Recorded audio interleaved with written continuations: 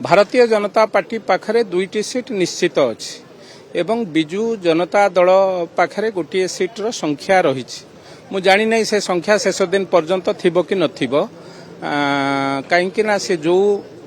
जेमती भाव में 2 जन विधायक को सस्पेंड कले से भली भाव नवीन बाबू कौन राति दलर सब विधायक को सस्पेंड कर देथिबे किछि ताधरे आश्चर्य हबार नहीं एवं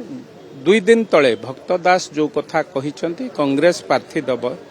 ए कथा जदि सत्य हुए तेबे से इक्वेशन देखले भारतीय जनता पार्टी चतुर्थ आसन पर कंफर्टेबल स्थिति रे अछि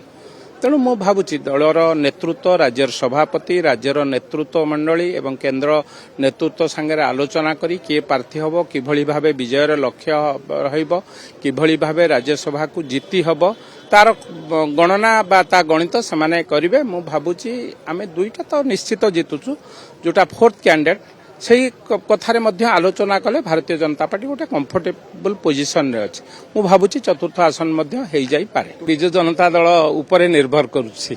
सेटा तांको दलर विधायक उपरे तांकर केते विश्वास सभापतिंकर ता उपरे तांको विधायक माने मत देई परिबे जो माने मासे तळे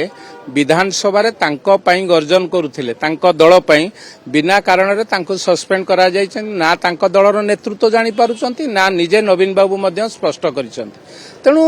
तांको विधायकर